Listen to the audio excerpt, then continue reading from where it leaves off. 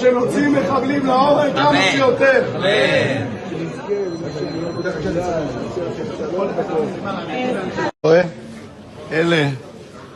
אלה כל הנוח'בות, אלה גיבורים, על הילדים, על הנשים, על התינוקות שלנו. תראו איך הם היום. מינימום של מינימום תנאים, אבל יש עוד משהו שחייבים לעשות. עונש מוות למחבלים. फिलिस्तीन के हालातों को देखकर दुनिया भर के करोड़ों लोगों के दिलों में है। आपने जिस कानून और अत्याचारों का जिक्र किया है वे मानवाधिकारों और मानवता पर गंभीर सवाल खड़े करते हैं। फिलिस्तीन की पुकार और सोती हुई उम्मत एक दर्दनाक हकीकत। आज कलेजा मुंह को आता है जब हम दुनिया के नक्शे पर फिलिस्तीन को लहूलुहान देखते हैं। बहुत ही दुख की बात है कि आज मानवता सिसक रही है, मासूमों का खून पानी की तरह बहाया जा रहा है और दूसरी तरफ इजरायली संसद में जालिम खुशी के जाम पी रहे हैं, मुस्कुरा रहे हैं। यह मुस्कुराहट किसी जीत की नहीं बल्कि इंसानियत के कत्ल की मुस्कुराहट है। सबसे ज्यादा शर्मनाक और दर्दनाक मंजर तो ये है कि दुनिया के 57 मुस्लिम देश अपनी आंखें खोलकर इस जुल्म को तमाशे की तरह देख रहे हैं। फिलिस्तीन की सरजमी पर जुल्म की इंतहा हो चुकी है। हाल ही में इजरायली संसद में एक ऐसा काला कानून पास हुआ है जो किसी भी सभ्य समाज के माथे पर कलंक है।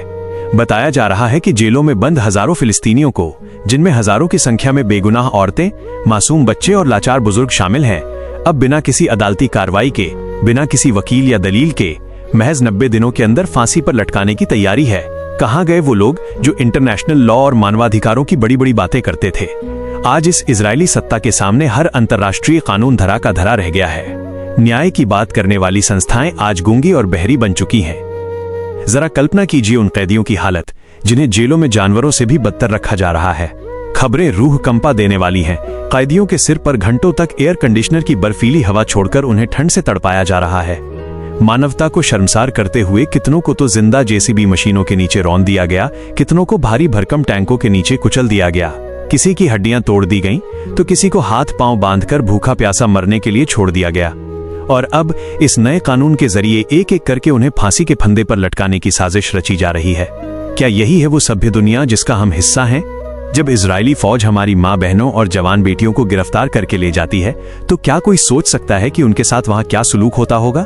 जिस दरिंदगी से वे बच्चों को मार रहे हैं, क्या वे हमारी बहनों की इज्जत और गरिमा का ख्याल रखते होंगे? बिल्कुल नहीं। वहां उनकी अस्मत पर हमले होते हैं, उन्हें मानसिक और शारीरिक तौर पर तोड़ा जाता है। ये सोचकर ही रूह कांप जाती है कि उन बंद कमरों में हमारी बहनें किन तकलीफों से गुजर रही होंगी। अफसोस तो इस बात का है कि दुनिया के 57 मुस्लिम देश जिनके पास ताकत है, दौलत है और फौज है, वे सब खामोश तमाशाई बने हुए हैं। उन्हें शायद लगता है कि यह आग उनके घर तक नहीं पहुंचेगी, लेकिन याद रखो, जुल्म सहना भी जुल्म करने के बराबर है। क़यामत के दिन जब अल्लाह के दरबार में हाजिरी होगी, जब नबी करीम सल्लल्लाहु अलैहि वसल्लम के सामने खड़े होंगे तो क्या मुंह दिखाएंगे? जब फिलिस्तीन का वो मासूम बच्चा, वो बेवा माँ और वो बेबस बुजुर्ग आपका गिरेबान पकड़कर पूछेगा कि जब हम पर जुल्म हो रहा था, जब हमारी नस्लें मिटाई जा रही थीं, तब तुम कहाँ थे? तो क्या जवाब दोगे? वक्त हाथ से निकला जा रहा है। अगर हम आज भी नहीं जागे तो इतिहास हमें कभी माफ नहीं करेगा। ये सिर्फ जमीन का झगड़ा नहीं है, ये हक और बातिल की जंग है। अगर आप कुछ नहीं कर सकते तो कम से कम अपनी जुबान खोलिए, दुआओं में हाथ उठाइए और अल्लाह पाक से गिड़गिड़ाकर दुआ कीजिए कि वो फिलिस्तीन के मजलूमों की हिफाजत फरमाए और इन जालिमों को उनके अंजाम तक पहुंचाए। अल्लाह से दुआ है कि वो इन सोए हुए हुक्मरानों को अक्ल दे ताकि वे अपने भाइयों की मदद के लिए खड़े हों।